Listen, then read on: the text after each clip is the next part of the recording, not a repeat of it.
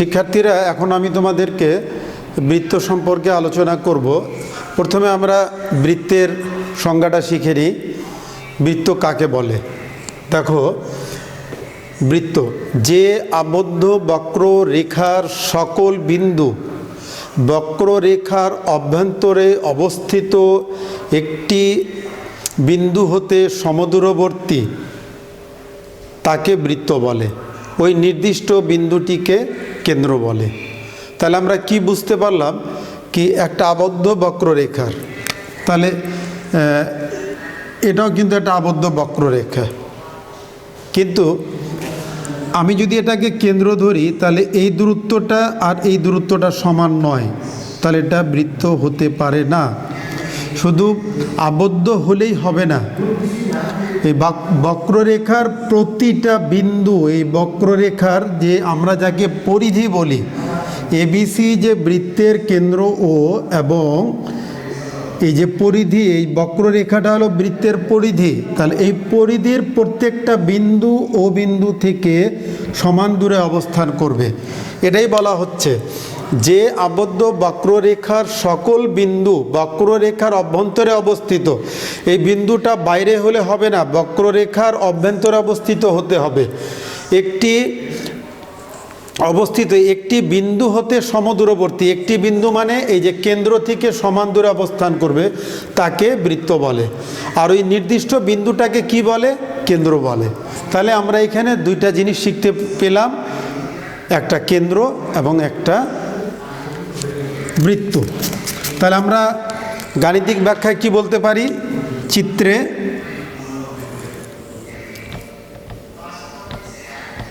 চিত্রে এবিসি একটি বৃত্ত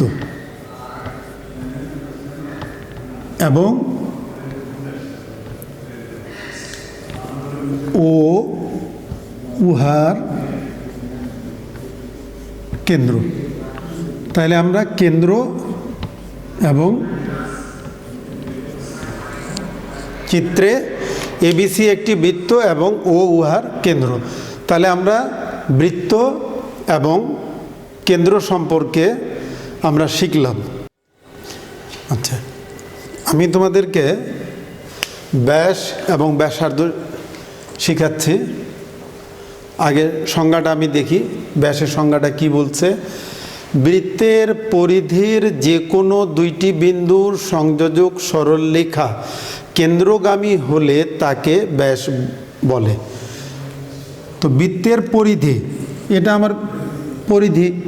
তো যে কোনো দুইটা বিন্দু, এই বিন্দু আর এই বিন্দু আমি যোগ করলে এটা ব্যাস হবে না কিন্তু, কারণ তাকে অবশ্যই কেন্দ্রের উপর দিয়ে যেতে হবে। তো কেন্দ্রের উপর দিয়ে যখনই গমন করবে তখনই সেটাকে আমরা ব্যাস বলতে পারি। তাহলে আমি দেখতে পাচ্ছি এই এসি রেখাটা ও বিন্দু দিয়ে গেছে, তাইলে এসিটা হলো এবিসিডি বৃত্তের একটি ব্যাস। তাহলে সংজ্ঞা অনুযায়ী দেখো, বৃত্তের পরিধির যে কোনো দুইটি বিন্দুর সংযোজক সরলরেখা, তো দুইটা বিন্দু, একটা এ এবং একটা সি সরলরেখা, কেন্দ্রগামী হলে, অবশ্যই এটা কেন্দ্র দিয়ে গেছে ও বিন্দু দিয়ে, তাকে ব্যাস বলে। তাহলে আমরা চিত্রে কি বলতে পারি? চিত্রে এ ও সি বৃত্তের ব্যাস। তাহলে এ ও সি যে সরলরেখাটা, এটা হলো এবিসিডি বৃত্তের একটি ব্যাস। তাহলে ব্যাস কি?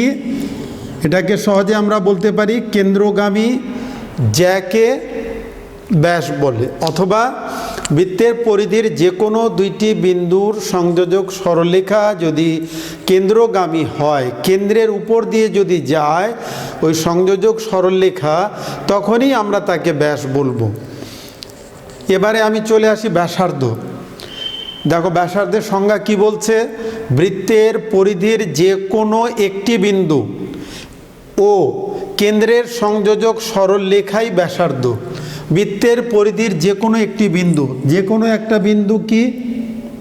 ডি, আর কেন্দ্র কি? ও। তাহলে আমি যদি ওডি যোগ করি তাহলে ওডিটা হবে কি? ব্যাসার্ধ।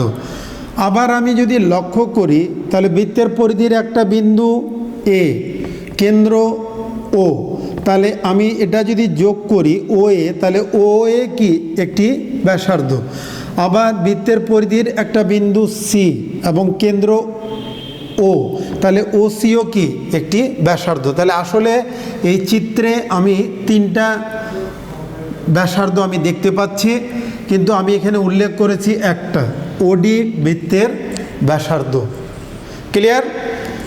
এখানে ব্যাসার্ধ আছে তিনটা, কিন্তু আমি এখানে উল্লেখ করেছি একটা ওডি, আর এ ও সিকে আমি ব্যাস হিসাবে এখানে উল্লেখ করেছি। এবার আমি তোমাদেরকে জ্যা সম্পর্কে আলোচনা করব। শিক্ষার্থীরা দেখো, জ্যা কাকে বলে? বৃত্তের পরিধির যে কোনো দুইটি বিন্দুর সংযোজক সরল রেখাই জ্যা। দেখো, আমি এ বিন্দু এবং ডি বিন্দু যোগ করেছি, তাহলে এডি হলো এই বৃত্তের একটা জ্যা। অথবা আমি বি বিন্দু এবং সি বিন্দু যোগ করলাম, তাহলে বিসি একটা সরলরেখা উৎপন্ন হয়েছে, তাহলে এই বিসিটাই কি একটা জ্যা। আমি আরও যদি এবি যোগ করি তাহলে এবি জ্যা পাবো। আমি সিডি যদি যোগ করি সিডি জ্যা পাবো। এসি যদি যোগ করি এসি জ্যা পাবো। তাহলে অনেকগুলো আমরা যে পাইতে পারি। আমি এখানে তোমাদের দুইটা উল্লেখ করেছি, এডি এবং বিসি বৃত্তের জ্যা। তাহলে তোমরা জ্যা এবং ব্যাসের মধ্যে পার্থক্যটা বুঝতে পারছো? বৃত্তের পরিধির যে কোনো দুইটি বিন্দুর সংযোজক সরলরেখাই জ্যা, আর সেখানে ব্যাসের বেলায় বলা হয়েছে কেন্দ্রগামী। এই সংযোজক রেখা যদি কেন্দ্রর উপর দিয়ে চলে যায় তখন এই জ্যাটা জ্যা থাকবে না, তখন এর নাম হয়ে যাবে ব্যাস। ঠিক আছে? তাহলে আমরা জ্যা এবং ব্যাস খুব কাছাকাছি জিনিস, একই জিনিস, শুধু কেন্দ্রগামী যদি হয়ে যায় জ্যাটা, তখন তার নাম হয়ে যাবে ব্যাস। এবারে চলে আসি পরিধি। দেখো কি বলতেছে সংজ্ঞায়, বৃত্তের বক্ররেখার দৈর্ঘ্যই বৃত্তের পরিধি। তার মানে এই যে এবিসিডি যে রেখাটা, এই যে বক্ররেখাটা, এর যে দৈর্ঘ্যটা এটাই হলো বৃত্তের পরিধি। তাহলে এবিসিডি বক্ররেখার দৈর্ঘ্যই বৃত্তের পরিধি। চাপ, চাপটা কি? দেখো, বৃত্তের পরিধির যে কোনো অংশই চাপ। তো এখানে অনেকগুলো অংশ, আমি যদি বলি এডি একটা অংশ, এখানে আমি যদি একটা বিন্দু ই নেই তাহলে আমি বলতে পারি এই একটা অংশ, একটা বিই অংশ। এখানে যদি আমি একটা বিন্দু এফ নেই তাহলে একটা বিএফ একটা অংশ, সিএফ একটা অংশ। তাহলে বৃত্তের পরিধিকে আমি যত ছোট যত বড় টুকরা করতে পারি না কেন, ওই একটা অংশটারই নাম হলো চাপ। এই যে বক্ররেখার একটা অংশকে চাপ বলা হয়। তাহলে আমি এখানে চিত্রে তোমাদের দেখিয়েছি বিসি। তাহলে দেখো, বৃত্তের পরিধির যে কোনো অংশই চাপ। চিত্রে আমরা কি বলছি? সিডি একটি চাপ। তাহলে এই সিডি এই অংশটা একটা চাপ। দেখো, আমি চাপ তোমাদেরকে শিখিয়েছি, এখন আমি তোমাদেরকে শিখাবো উপচাপ। উপচাপ,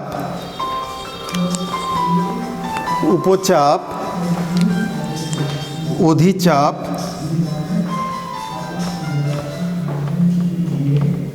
এবং অর্ধবৃত্ত।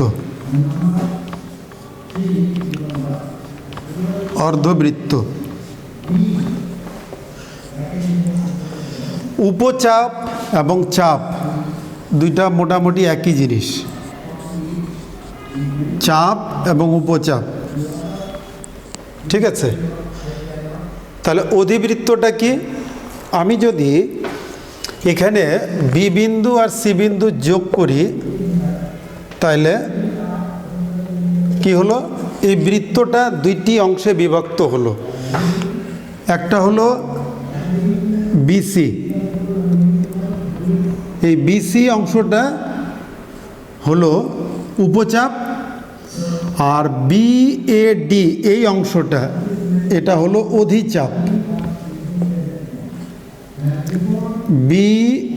এ ডি সি এই অংশটুকু, এটা হলো অধিচাপ।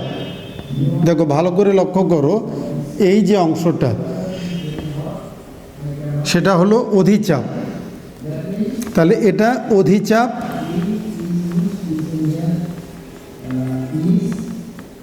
আর এটা হলো উপচাপ।